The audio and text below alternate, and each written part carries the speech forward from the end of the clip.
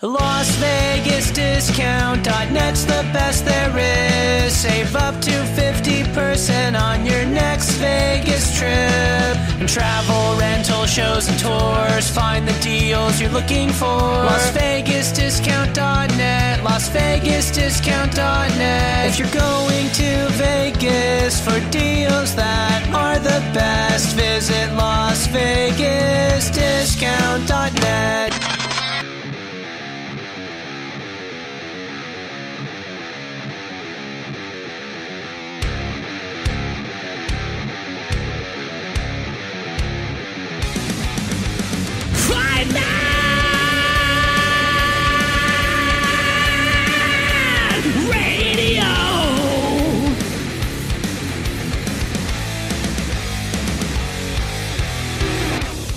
FightNetRadio.com with Andrew and Lee, talking boxing, combat, sports, comedy, football, and everything kick-ass. All on FightNetRadio.com. Fight Net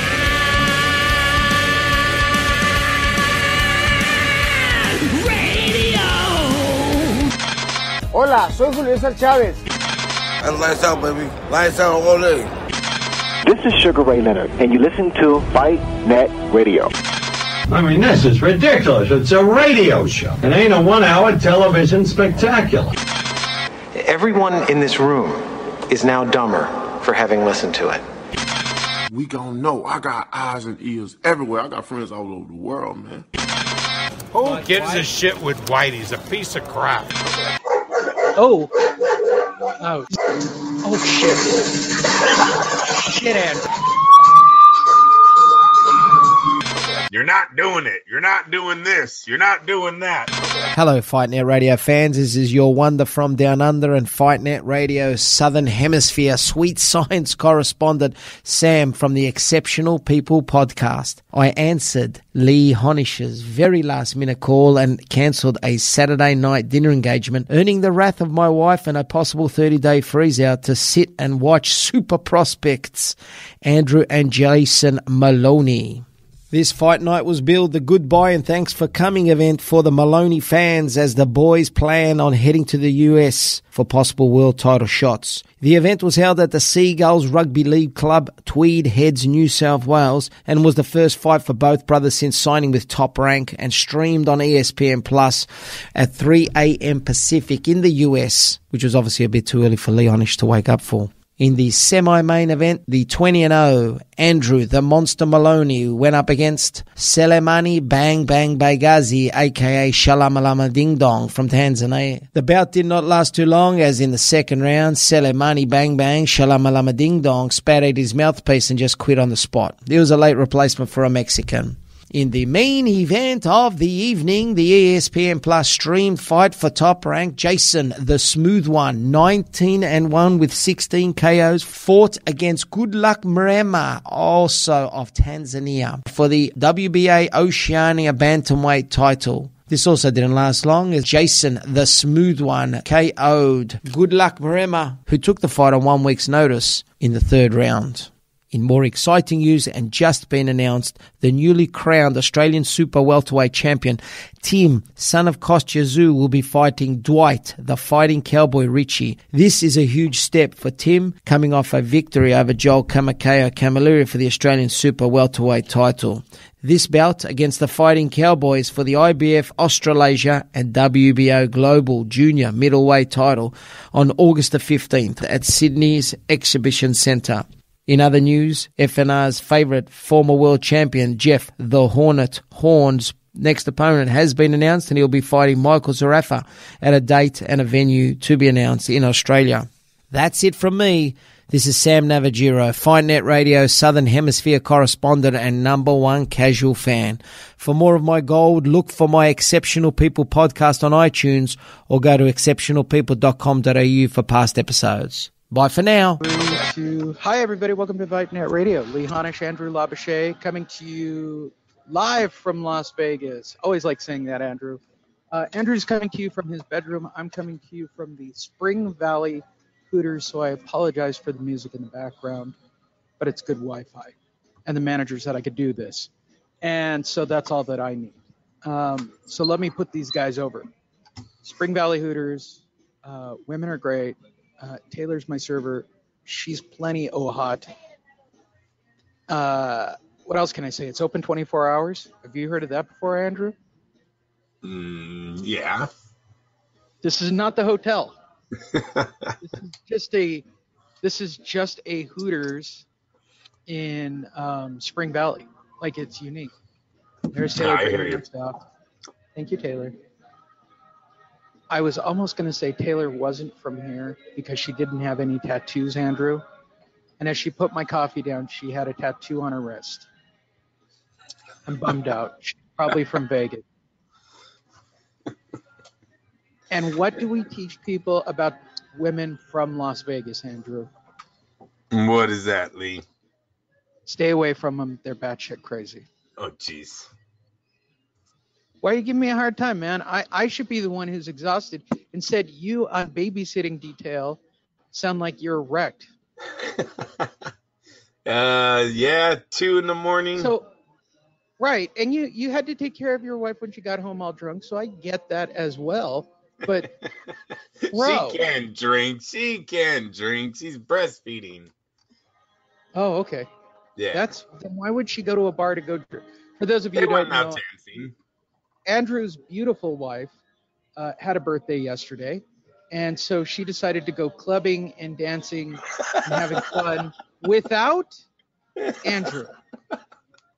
If you find that as funny as I do, that doesn't sound good when you say it, bro. It's funnier that way, right? Andrew was left on baby detail and watching fights with me. And so there you go. I was live at the fight last night. Andrew was with a baby last night. And I don't mean baby as in hot chick. I mean baby. And my little girl. Your little girl. And so we will give you an update on the Tyson Fury card and what we saw. At the top of the show, you heard Sam Navarro. Did I get his name right? I should almost look it up. I never know Sam's last name, so that's not I believe cool. that was it. Yeah, no, I think that was it. I think I got it right? I'm putting Sam over. The first 2 minutes of the show you heard, that was Sam. That is our Australian correspondent. So I've decided anytime there's something so far away that I don't give a shit about it, Andrew, like Costazu's son, the Maloney Baloney brothers, which he titled this. The fact that I love he sent the audio as Maloney Baloney makes the clip even better to me. So that's who you heard at the top. We're going to use Sam again in the future. I also met somebody last night, Andrew. I'm thinking we might have a correspondent just so we can get some more interviews in on the show. I'm working on it. Working the show, Andrew. I also, for everybody, hi, my name's Lee Honish, if you don't know who I am. I also got up at 6 a.m., Andrew, drove to Vegas for our friend Mario Serrano. I think we could still call him our friend. Is that a safe assessment to call him friend? Our friend. Yes, sir. I hope so. I think so, because the first words out of my mouth were, why weren't you at the wedding? Tell me you didn't invite him, because that would even be funnier. Well, I didn't invite him. Why did you say that? That was rude. Sorry. Well, I just assumed he was a friend of ours. He wouldn't have gone anyway. He doesn't go anywhere. Don't worry about it, Andrew. That's still rude. Of course, because I'm a jerk. So the first words out of his mouth, just to be kind of funny on his part, he goes, how are you here in Vegas and how did you get into the fight? That's exactly what he said to me. I said, you have a good memory. What in your memory, Mario, do you think I did that got me into this situation? And he goes, you called so-and-so an effing a-hole or some combination of words. I said, bro, you've got a really good memory. I'm impressed. I'm going to hook you up. So it was me, Steve Kim, and one other guy, right? And a couple of other reporters who I didn't really meet. But Steve Kim and I were the only ones asking questions. So we sat with Caleb Plant over breakfast, which Mario paid for. I know you'll find that shocking. Mario actually paid for quite a nice breakfast. He doesn't listen to the show. Relax. But I shot easily 45 minutes of an in-depth interview with Caleb Plant. And I found out some interesting things about Caleb Plant, Would you like to know what I know?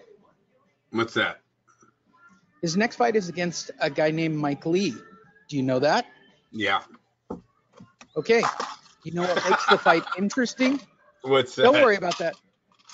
Okay, his opponent is crap, and even he says his opponent is crap, and he's going to knock him out in a few rounds. Caleb's pretty straightforward about that. So, do you know about Mike Lee's dad? No. All right, this is the shit where we're going to get in trouble. Since you live in Oakland, it's cool. Since I'm the one who actually goes to fight, I put my neck in the news. So Steve Kim starts this discussion and starts telling the story about John Lee, Mike Lee's dad, how he threatened a reporter with the Times, threatened a reporter with Yahoo. I think you can fill in the blanks on who these reporters are. Then threatened a gym owner because they took favor to liking Caleb over their son or saying something negative about their son. But that's not all. He went full psycho dad and started challenging to said LA Times reporter to a fight. He's like, let's go outside.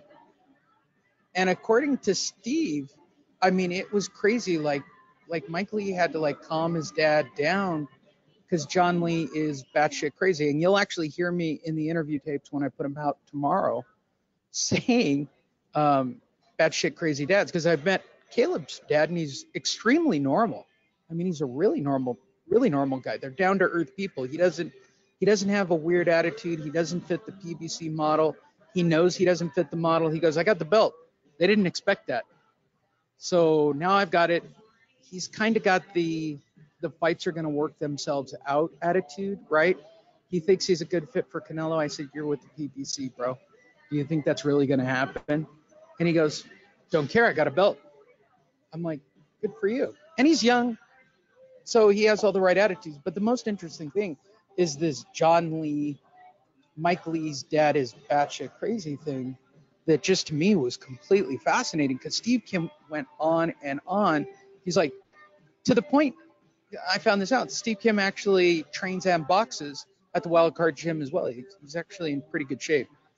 And he's like, there were issues at the Wild Card, one of the Santa Monica Wild Card Gym with Lee's dad. He goes, it's pretty wild. Like this dude's pretty out of control. Like crazy things are going to happen because of this man. And it won't get played up by the media because he keeps threatening old media guys.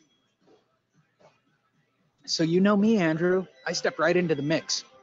I've decided to make a viral video called Mike Lee's dad, John Lee, is batshit crazy. And have fun with that. Welcome to Fight Net Radio. My name's Lee Honish. That's Andrew Labouche. I'm the guy who's in this for the entertainment value and the laughs. Andrew's in this because he's a reporter and he cares. That's the format of the show. You guys are all caught up. Andrew, reaction to John Lee.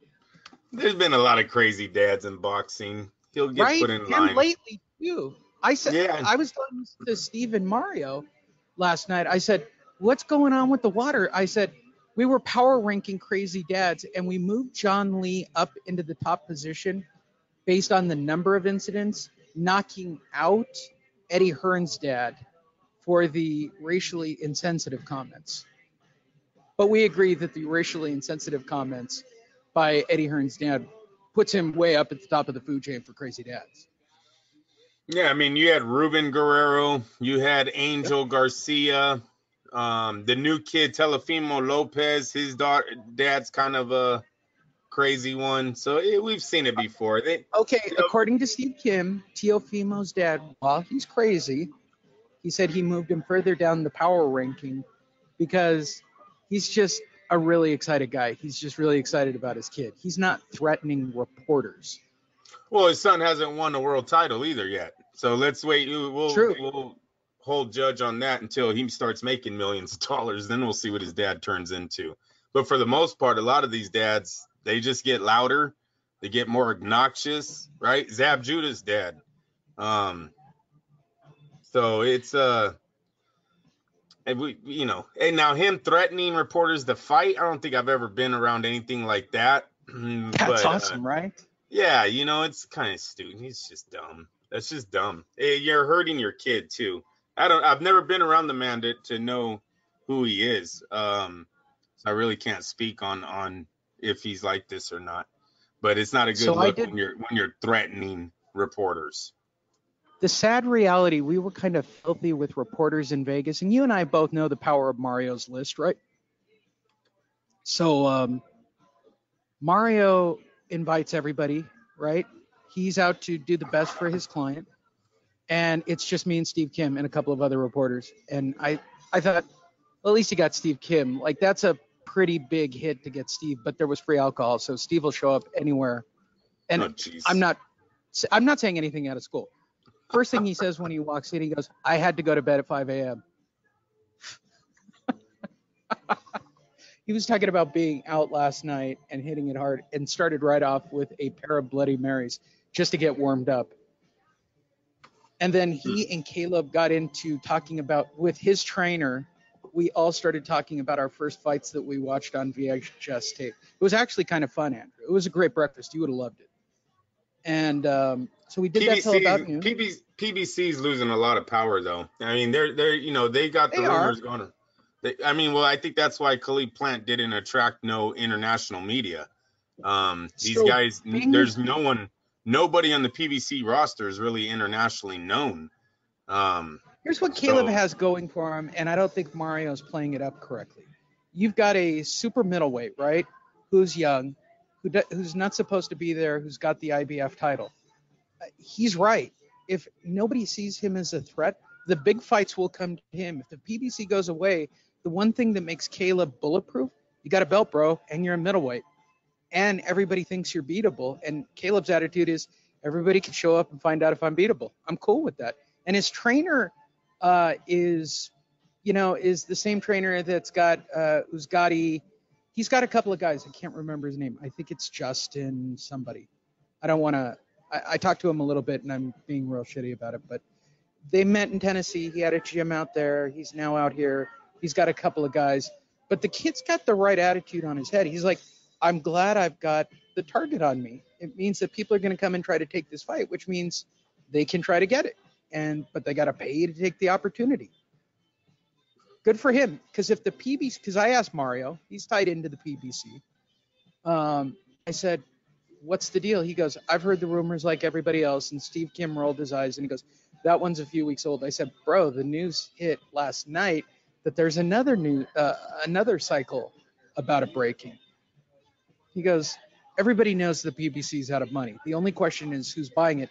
But what Steve Kim let me in on, and Mario, what was it? Either like the Hall of Fame dinner or one of them. Something that recently happened in Vegas, and I want to say Hall of Fame dinner. Zuffa took out a giant wall poster at that event saying that they were getting into boxing. They were a sponsor of that event, and they were talking about getting into boxing there. So this is happening. Okay, so there's your inside dirt. I'll even give you more inside dirt, Andrew. You ready for this? Not only, because Gordon Ramsay, Shaq, like it was filthy with celebrities last night, Andrew. But where I was sitting was also friends and family section. You know how much I love that. Terrence Crawford, 2 rows back was Evander Holyfield. No, I don't have any clips. You wouldn't understand him even if I had clips for you. I'm not being a jerk. We all know that's the truth. But I did talk to Evander. Terrence Crawford kept running back between me because the break was right by my seat, right? So he kept going back and seeing friends that he knew. But he got tied up for a couple of photos. But as he came back through, I stopped him. I'm like, Terrence, you've walked too many times through the media section. And he looked at me and he smiled and he laughed. I go, no, bro. That means I got to ask you a question. He goes, all right, shoot. Who's next? Who's on the horizon? He goes, all right, this is the truth, straight 100. Okay, you ready for the updates? He got into Vegas late. He was supposed to have a meeting with Bob yesterday morning, so he didn't hear his list of choices. He said, we will have it here this weekend. Okay, he'll find out his choice. Secondly, the fight will be at Madison Square Garden. Thirdly, I know that it will be in the fall. I believe I got that right. So there you go. So we should have an announcement probably this week, or at least a series of rumors of who his next opponents are. You're looking at the, Bob in his first quarter and second quarter of next year, right? I suspect, not fall of next year, fall of this year, right? Would that be correct? October, November? So you're looking at October, November. Yeah, for Tyson Fury? No. For T. Crawford, bro. I'm breaking T. Crawford news. Oh, Crawford news. Where were you when I said that I ran into Terrence Crawford? Very nice. I got to ask Tyson Fury all the questions at the press conference. And I actually had to push a couple of buttons on him to get him fired up because he was a little tired. And I finally figured out a fun question to ask him, which got him into Tyson Fury mode. I'm all over that press conference. Only 4 of us to ask questions because it went off at midnight, I think. So Very there you go. Good. Well, where do you want to start, Lee? That is my report of my trip. Now all the Terrence Crawford fans are going, but Lee, you didn't tell us anything other than Terrence Crawford is going to fight before the end of the year, the fall, in Madison Square Garden. I said, that's more than anybody else knows, and that's straight from Terrence Crawford. And he really doesn't know who his next opponent is. No BS. Next time you should get a cell phone video of that, darn it, and then you can post it and get shared 1 million times. I've got better ideas. I've got a correspondent. I've got ideas, Andrew. Got a correspondent. Trust me, I've got a plan, Andrew.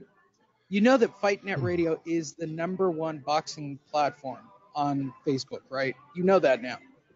That's legit. Yeah, that's a documentable fact. Forget all these YouTube guys. Forget all these YouTube guys. Forget all these Twitter guys. I'm telling you, the #1, you want to put a story out in boxing on Facebook and get it seen by real boxing fans. It's FightNet Radio, and I can document it with numbers. I'm not tooting my own horn, Andrew. I applied rational marketing and blew us up. That's just what I did. It's not even about hearing my voice, Andrew. We are a machine.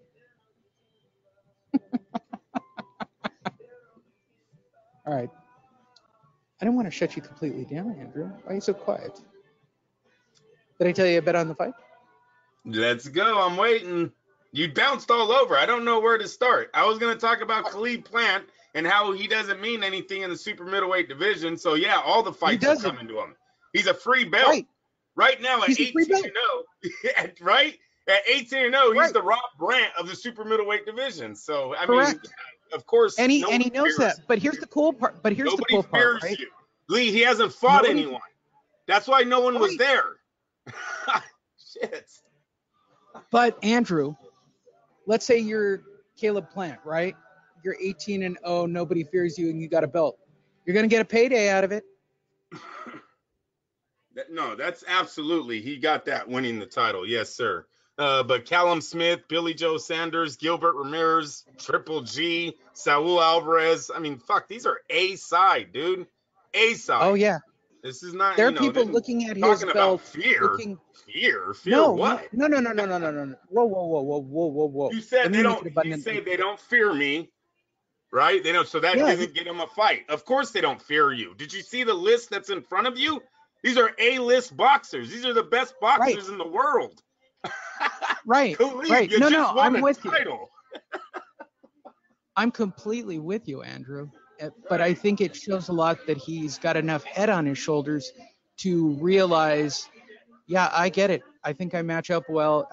You got to have the right attitude. You can't just be, I'm going to roll over and die with my belt and just wait for my payday. Did he say anything about fighting any of these other top opponents, or were we going to see another Mike Lee? Oh, no. I don't want to give away all the video, Andrew. But you think Steve Kim's going to let that go? Do you think? You think Steve Kim's not going to bring up Canelo and every other middleweight? Steve Kim is an encyclopedia of useless boxing information. They signed. No, wait a minute. The PBC does great at calling out people on the fucking internet, Lee. It's not PBC. This is just the. I get that. That ain't going out on a limb there. This is just a kid doing a breakfast interview, Andrew. There's no Al Heyman here. Yeah, he is. Well, I understand. But he is the PBC. All right. He is, and he knows that. and he understands the politics. He's not stupid. And he also, he claims, right, he didn't know about John Lee, because I brought it up. He didn't know anything about Mike Lee's dad. He claims to be focused on training and hiking in Red Rocks, right? He doesn't want to get involved in the politics. He's got managers and promotion people for that. His focus is on his next opponent. He goes, if you look historically at people, he's got his head on right. He goes, look at everybody who took their eye off the prize. You lose your belt. I totally hear that, but don't we hear that too much nowadays, you guys? Isn't everyone, oh, that's not my job. I just do what Al or Bob or De La Hoya or someone tells me. My job is just to train. Like, you know what? Do you want to fucking unify? Tell them you want to unify. Do you want to defend against the number one contender? Tell them that. You are the champ. They only make money because you are making them money. So fight who, whatever. You're going to get me I'm with you. In trouble. No, you're okay. That's the Why am I going to get you in trouble? That's the same excuse. I don't like to talk about who I'm going to fight. I just fight who they put in front of me. Well, no, he's not saying I'm only going to fight who's in front of me. Let me make it abundantly clear about the kid. Andrew, let me make it clear. He's not saying that. He wants to fight everybody, and he's okay with it. I got to wait for the video. That's what Lee is telling me. Lee is going to dick me around until the video comes out, and then I'll see for myself. And you're going to wind up going, he's a nice guy. He shouldn't be in the PBC. He doesn't do – we talked about Thurman. We talked about Pacquiao. We talked about everything, bro. I'll wait. I am going to hold judgment. I am going to hold judgment until I see the video. But I don't like – Tune in on Wednesday to find out Andrew's reaction. I don't like when the champion says, I don't do that side. I just fight this, blah, blah, blah. I would like to hear call-outs. I would like to hear, I want to unify. I don't want to do anything else.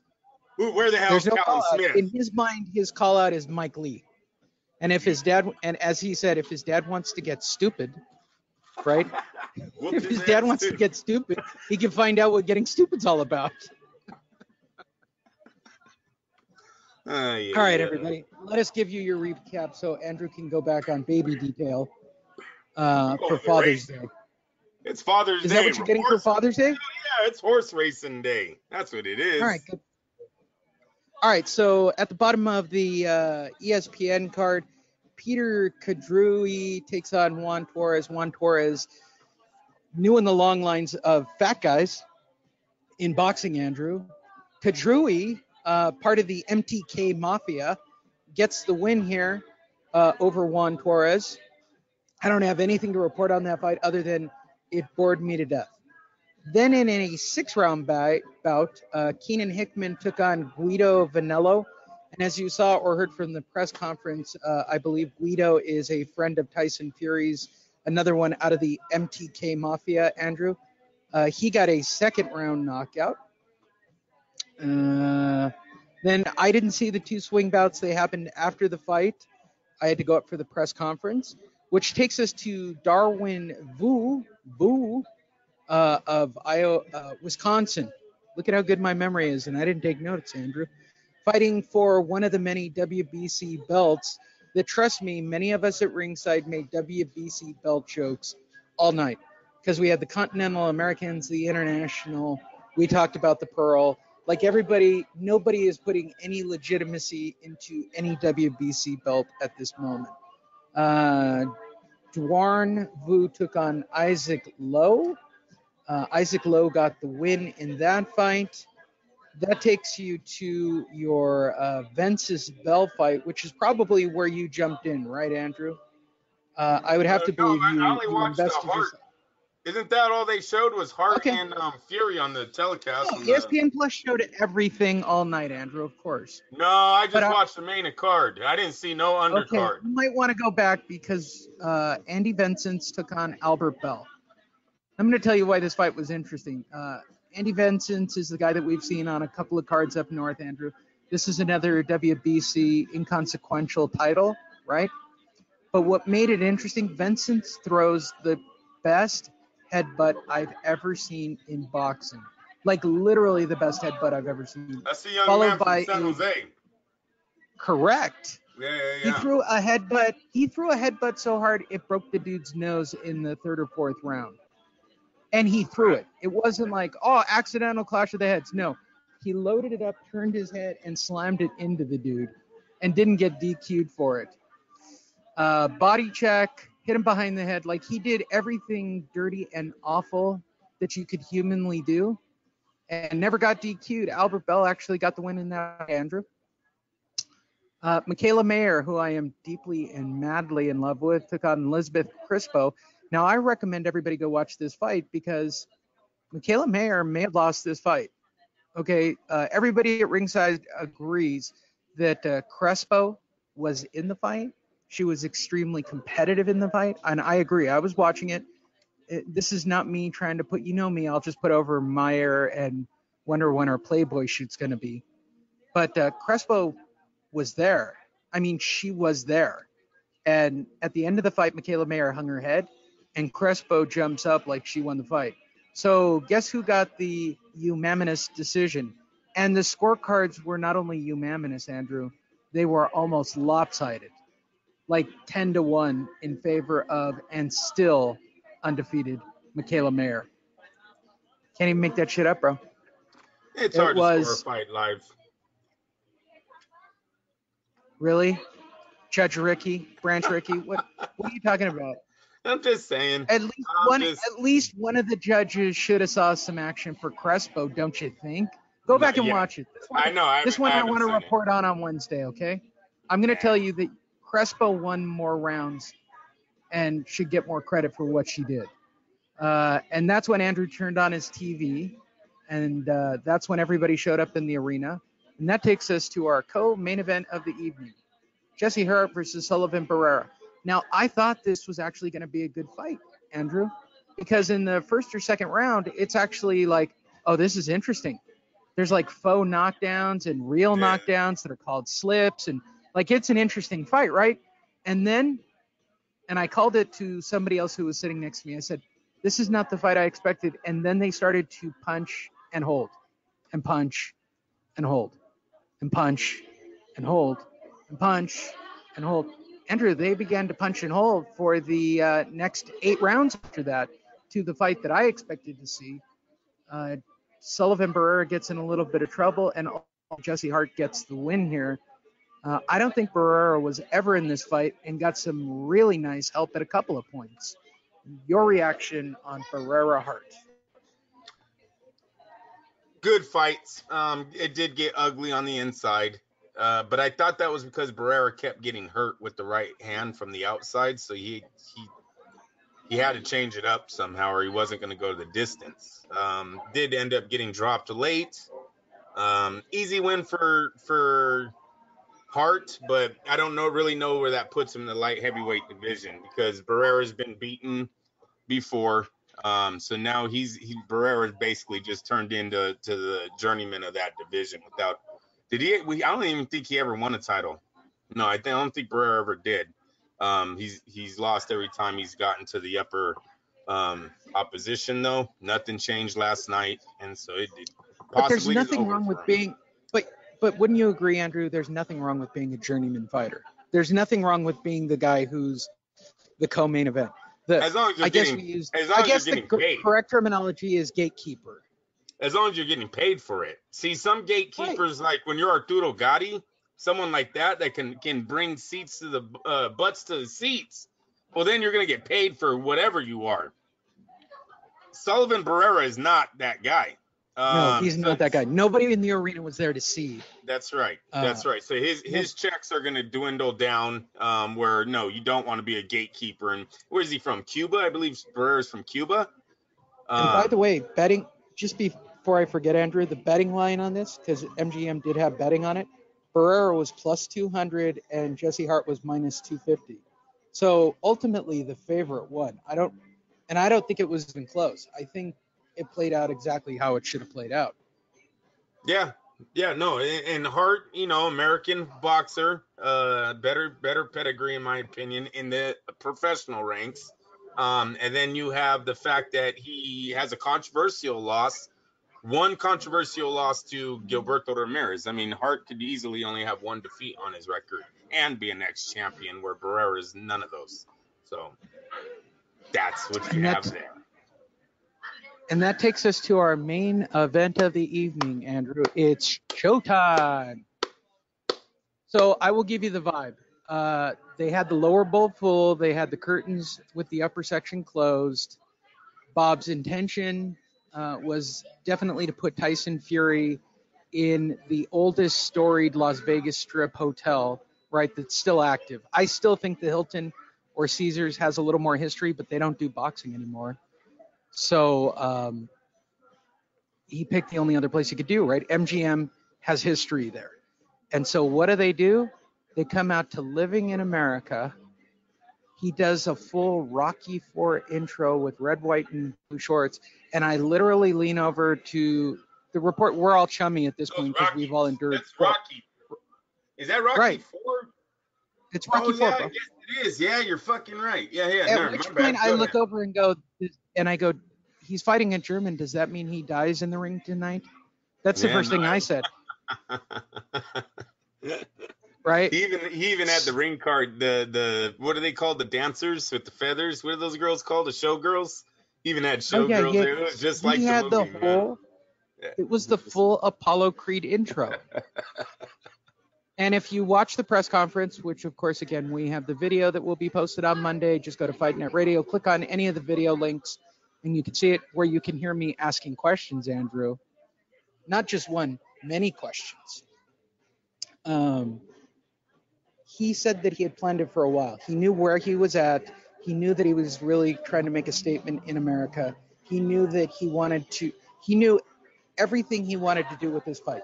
Make a statement, make it a spectacle, and ultimately really just kind of screw with Deontay Wilder. I mean, that's basically the overture of what he was explaining.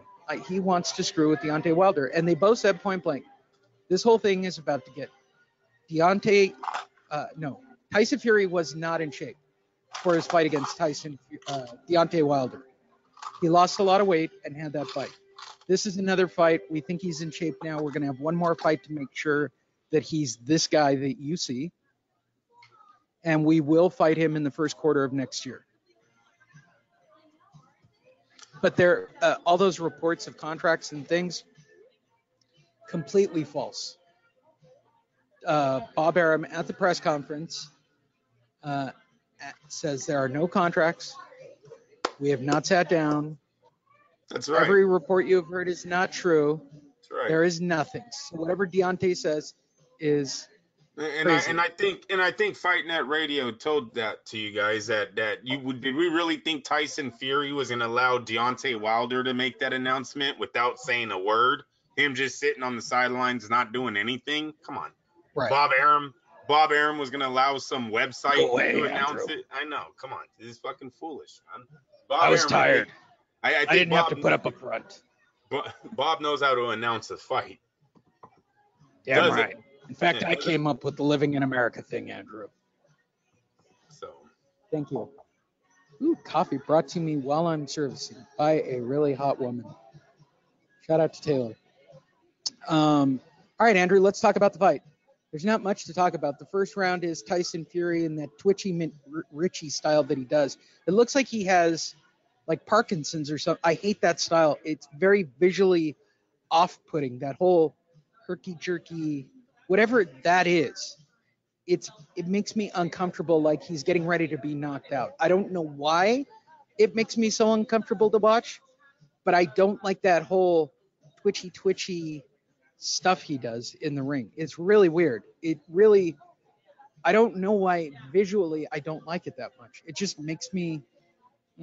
So let's talk about, we only have a round and a half to talk about, so let's talk about it, shall we? Round one, Andrew, what did you think of his boxing skills for one round? He was trying to play with Schwartz until Schwartz landed a left hook. And I think the Joshua effect kicked in. And Tyson was like, all right, I'm going to fuck this dude up now. Can't play around in the heavyweight division. We all learned that from 2-3 weeks ago. And Tyson Fury turned it on. And that's all that happened there. This kid is unranked. You know, he's not a top 10. He's not an elite. And that's what you're supposed to make a guy like that look like. It was a no contest once he turned on the firepower. Once he became a elite level heavyweight fighter, there was a difference. There was a guy who danced his way to the ring, who was about to box with the kid for as long as he could box with the kid. Right. But the kid was not playing games. Kid buzzed him twice, I thought, in the first round.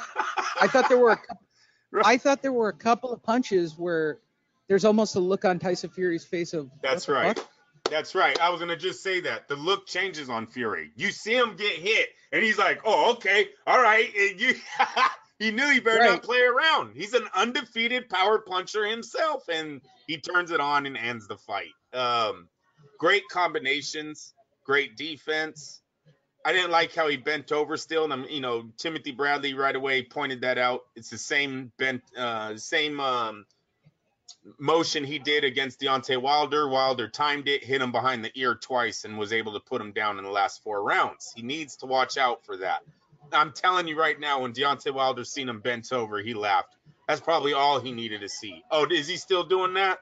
All right, I'll get him again next time. That's all I need. You guys, trust me.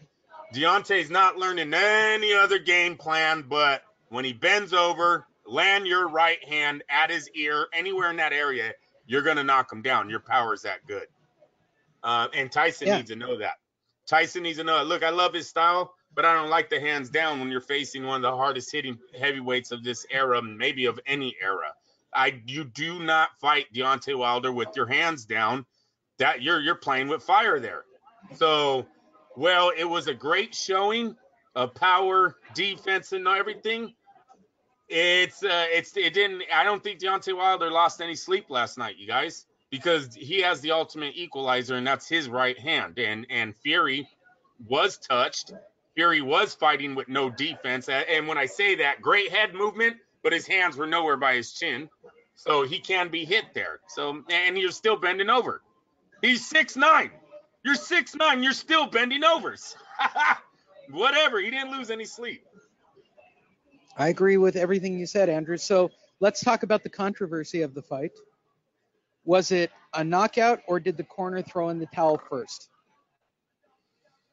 Oh, shoot. What are we talking about? On last night or on Joshua's? Shit. Last night was a knockout. No, last night. Last night was a knockout. Did you see that? They did show the corner throwing in the towel, right, to get Fury to stop beating on him, right? You saw that happen. Yeah. No, actually, I didn't. Schwartz's corner was tossing a towel. Okay, well, that's fine. Before he got stopped. Yeah, their kid was done. He was done. He wasn't. I'm just wondering if they represented that on TV at all.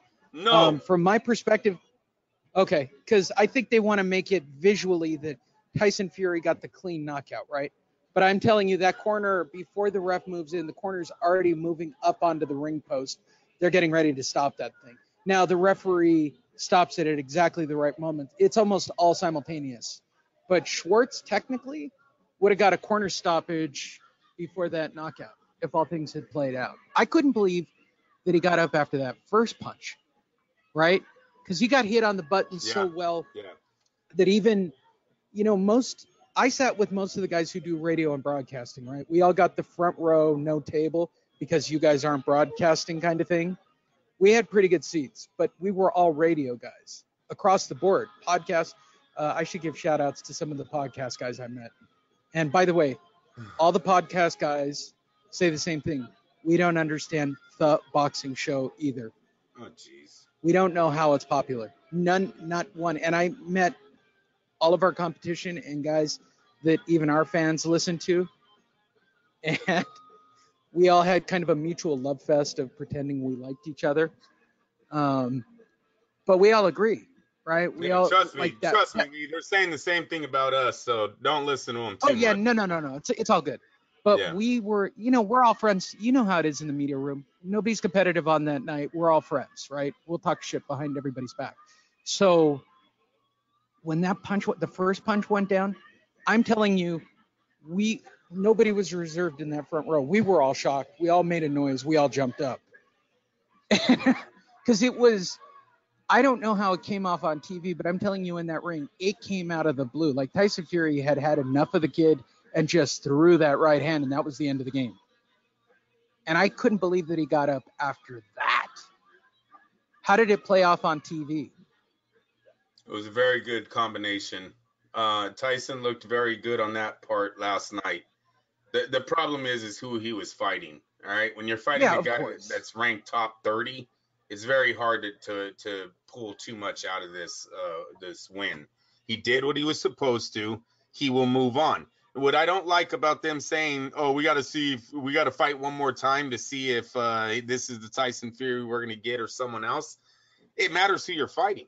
If you fight one more time and it's Dillian White and he looks like he did last night, shit, Deontay Wilder gets knocked out in, 6-7 rounds. I am dead serious. He will not go the distance if Tyson Fury is landing 2 punches the way he was landing last night. His right and his left were both on point last night. It actually looked like he was trying to do the Triple G switch to southpaw when he was coming in. That was brought up. That was brought up ringside. It actually we all said the same thing, that he was switching.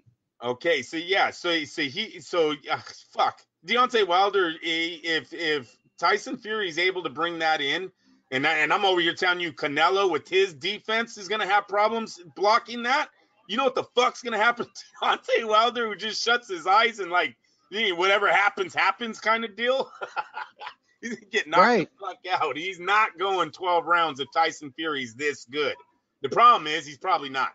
The problem is it's probably Schwartz is that bad. So we do got to see him again.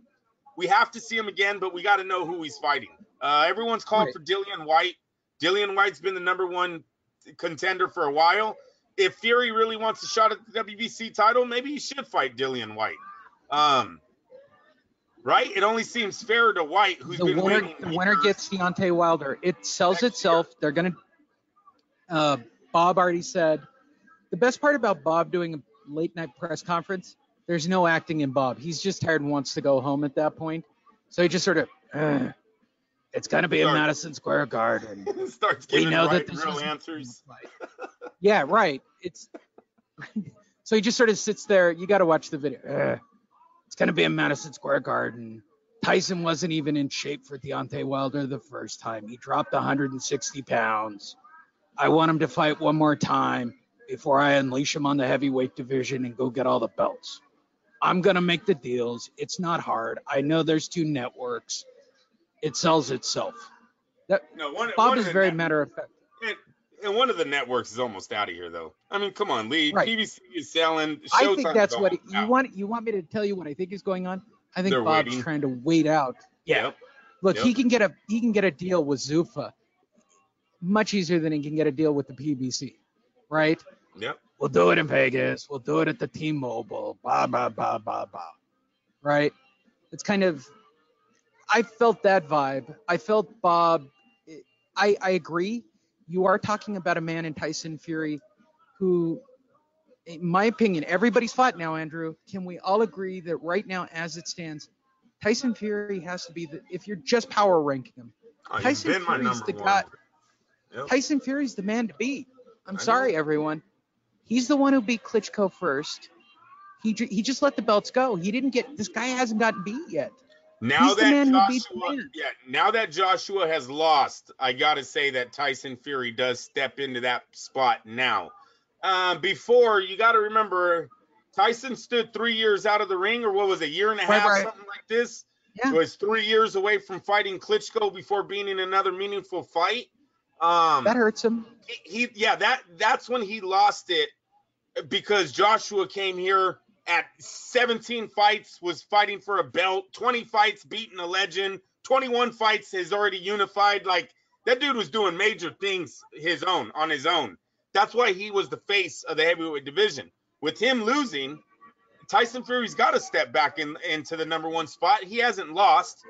Anyone with the boxing IQ know he won the Deontay Wilder fight. It's very hard to give Wilder 4 rounds. No, matter of fact, you got to give him 5 rounds.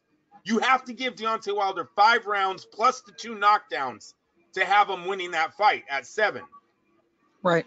It's very hard. That fight was not that hard to score. There's 4 rounds where the man only lands 1 punch. He didn't win that fucking round. Sorry. That's 4 of them gone right there. You only have 8 left. So you're saying he won 7 of the last 8, huh? We'll see. I I'm still waiting for one of you guys to send me the 7 rounds I'm supposed to be watching. No one has. Nobody had. All of you fucks out there that always say Deontay Wilder's the man and Deontay Wilder's this and that and that. I'm still waiting for the 7. Yeah, I agree. I'm completely on board. And I even tried to get it out of Deontay, right? So my question was, okay, Deontay, let's move everybody out of the heavy, like, let's move the big names out that you get tired of hearing Tyson, about. Or you talked to Wilder this weekend? I meant Tyson. Sorry, okay. My bad. All right. Tyson Fury at the press conference, I asked him, all right, let's remove all the names you hear ad nauseum, right? Who do you want to beat up? I mean, who do you really get excited about? Hoping that I could get him to say something so we could see where he's going to go next, like a Dillian White or whatever. And his attitude is, I'm just going to beat everybody up. There's no joke to this. I've already beaten Deontay Wilder. Okay, you all saw me beat up Deontay Wilder. He got a gift. He got a gift, right? And he truly believes that. We who watch boxing all believe that. I only believe that a small percentage of boxing fans really believe that Deontay Wilder won his fight against Tyson Fury. I think it hurts his fan base. I think it hurts the amount of money he can command in his next fights. Everything, like, people don't get it, and I don't think Deontay even gets it. Getting the draw was, no matter what, the draw hurts you, bro. I don't want to break it to you. The draw hurts you. You're not the baddest man on the planet. You can't play that role. Now you got Tyson Fury, who's legitimately doing the baddest man on the planet gimmick, right? Because that's ultimately what the heavyweight champion is. It's the baddest man on the planet. He's the biggest, heaviest guy who could throw hands. And if he's a knockout guy, not a, and we've had heavyweights like this that are just good boxers that are heavyweights. We're talking about legit, I'm going to hurt you and throw a right hand and you're going to go get hurt.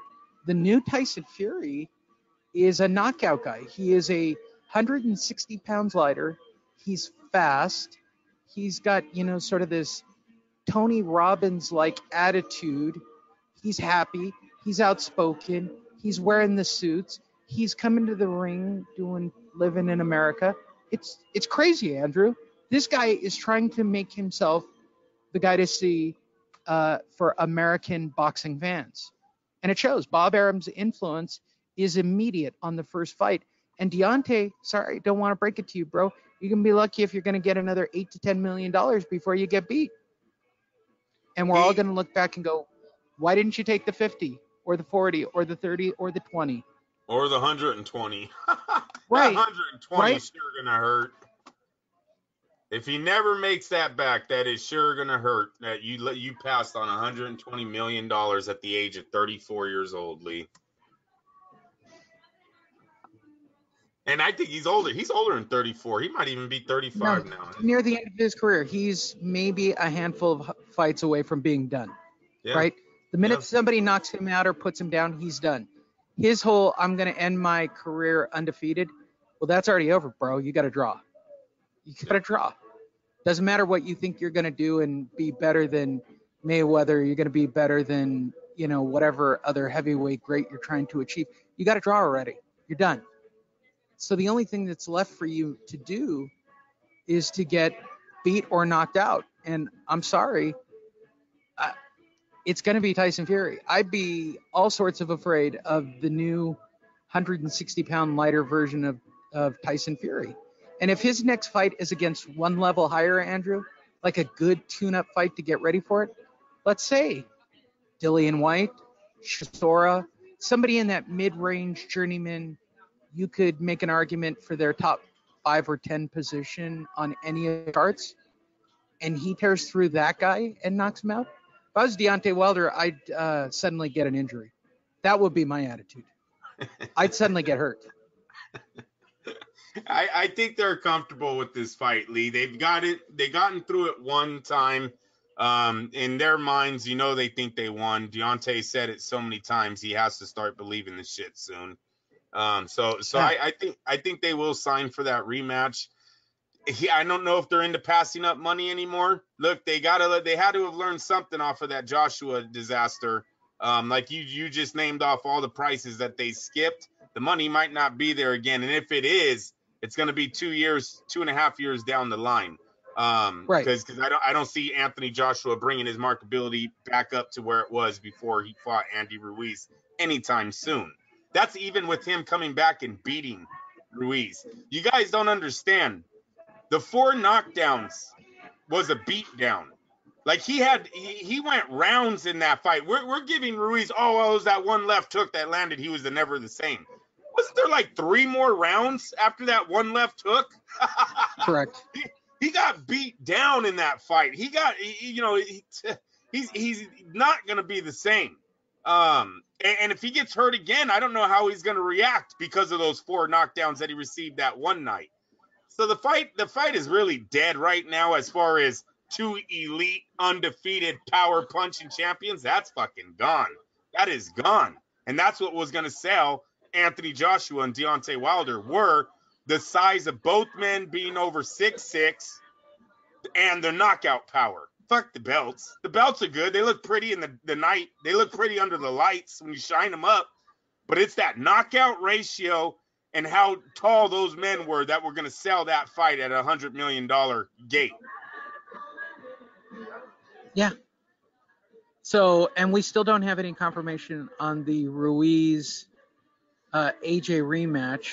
I mean, they're just trust me, I asked around, dude. There's nothing concrete. I had plenty of real time with Steve Kim, who probably gets every news feed on the planet. And Steve Kim with two Bloody Marys in him. The contract, was like truth serum. The contract is already signed on the first one, so there is nothing to talk about. That's why you're not really hearing too much about it. The rematch is happening. The only question is where is the $15 million, and it's gonna be in the UK, bro. They're not coming back to America. But DAZN does not want it there. DAZN wants it in the US. If DAZN wants a face of the heavyweight division, they're gonna let that kid fight wherever he's gonna win at. Just like Klitschko, just like Lennox Lewis, and all the other ones that came over here, took a defeat, and said, you know what, it's better off if I stay the majority of my time in the UK. Come on, they got $1 billion into this company. This is not about, we need that win at Madison Square Garden.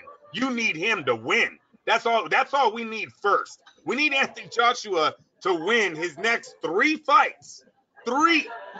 Before we can even start talking about him taking on Tyson Fury or the winner of Fury Wilder and calling it competitive. Seriously, 3 fights. I'm with you. All right, Andrew, give me your final feelings and feedback about what we went through last night. Tyson Fury is the best heavyweight in the division. Andy Ruiz is number 2. Andy Ruiz is number 2 because he beat the shit out of the man who was the face of the boxing. He didn't knock that man out. He beat the shit out of that man. He beat him for 5 rounds. He dropped him 4 times. Nothing that Deontay Wilder has done in his career surpasses what Andy Ruiz did that night to the gold medal winner of the 2012 Olympics, then the undisputed, unified, what did he have? 4 titles? 4 titles, undefeated. Only one man had went the distance. Gold medal winner. Andy Ruiz beat the hell out of that guy. And you guys sit here and have him ranked 3rd as Deontay Wilder took the belt off of Bermain Stervine? Seriously? That's who you're saying is better skilled? Stop it. He didn't beat Fury. He barely got past Ortiz. Andy Ruiz did not barely get past the number 1 fighter in the world. So how you have him ranked under anyone but Tyson Fury is just stupid. That's dumb. Tyson Fury's number 1. Andy Ruiz is number 2. Deontay Wilder's number 3. Anthony Joshua, you have him wherever you have him. But that's my 3. That's what happened last night. Out of all these heavyweight fights, that's my rankings. Now we got to get past Deontay Wilder. Before this rematch can really take place, Deontay needs to beat Ortiz one more time. So that's where we're at next. Look for Ortiz versus Wilder 2. And then we can start talking Wilder versus Fury happening next year. That'll do it for this week. Special thanks to Spring Valley's Hooters and their extraordinarily hot staff. I love Hooters, Andrew. I just do.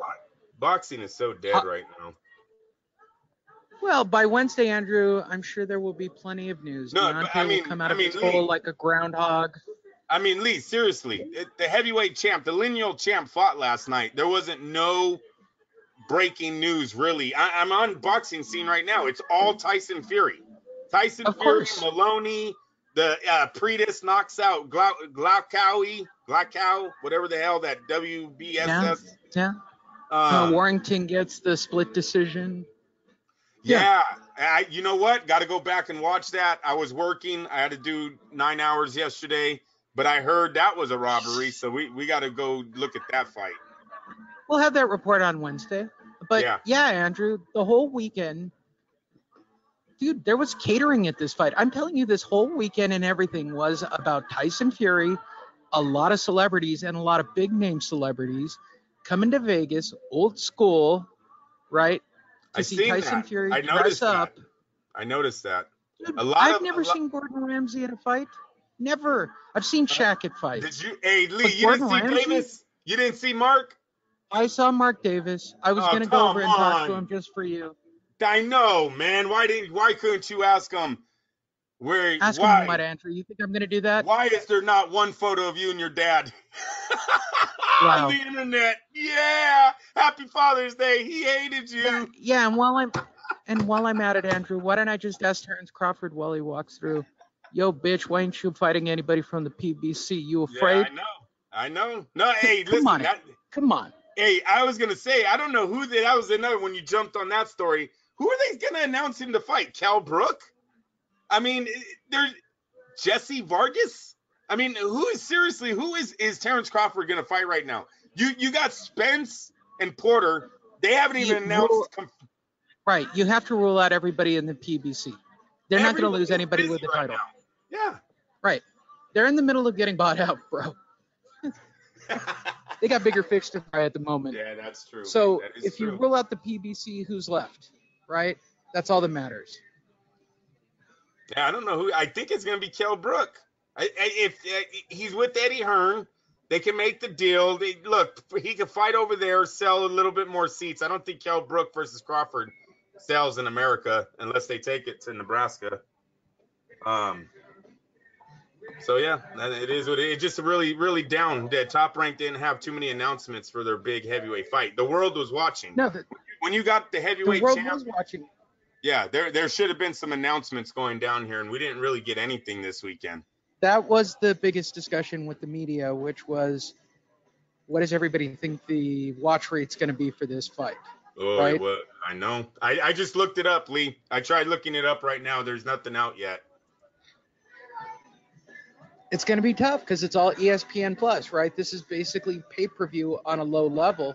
So you're going to have to say that anything around $1 million is a success, right? Yes, and you know what? I haven't seen any reports on the feed.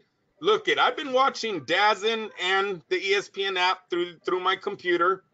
DAZN seems to be fine. Last night was fucking horrendous for me getting through that fight. Lee, I'm talking about almost every commercial break. I had to refresh my page. The thing was glitching. They would stop and then they would come on, 10 seconds later or 5 seconds later and speed up, catch up to the live feed. I don't know what was going on. DAZN hasn't been acting like that lately. When they first started, it was, but DAZN has really cleaned up their streaming app. ESPN needs to get on that fast. And like I said, I don't know if it was just my connection last night because it seemed like my lady's phone. I literally went to the phone because my computer was just doing way too much. And the phone seemed to be fine. So maybe it was my computer. But, yeah, that really sucked for me last night. Like the walk-in, dude, I had to rewatch that. When he got to the arena and took off the black robe, my shit froze. So I had to go back and actually watch it. I was kind of pissed off about that. One other thing I'll tell you, my phone has really died down since these streaming apps have started. And I hope boxing catches up to that, because I don't know how many fans are actually. I have a lot of casual fans that used to watch because they have HBO, so they would call, hey, there's an HBO fight, or there's a fight on ESPN. What is this? What do you tell me about it? I'm not getting those anymore, and I know it's because no one's going to the ESPN app and especially DAZN when you're just a casual. When you're just a casual, that shit needs to fall in your lap. You don't go hunting for it. So the boxing needs to somehow, they need to close the gap on that, because my phone don't ring as much anymore.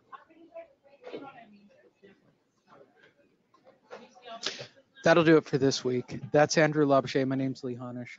So go to Fight Net Radio. Monday we'll be releasing video. I will also put it out, I'll get the audio out on some of the channels. I'll get the press conference video.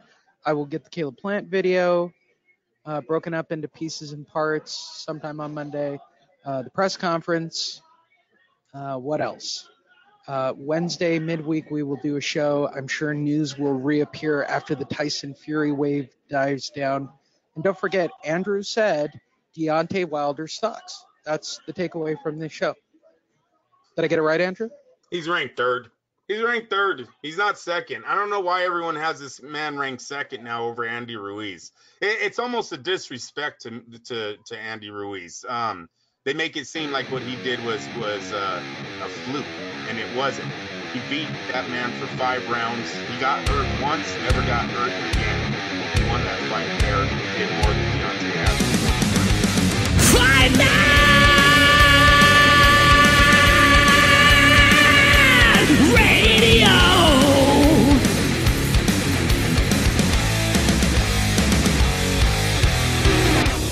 FightNetRadio.com with Andrew and Lee, talking boxing, combat, sports, comedy, football, and everything kick-ass. All on FightNetRadio.com. Fight Night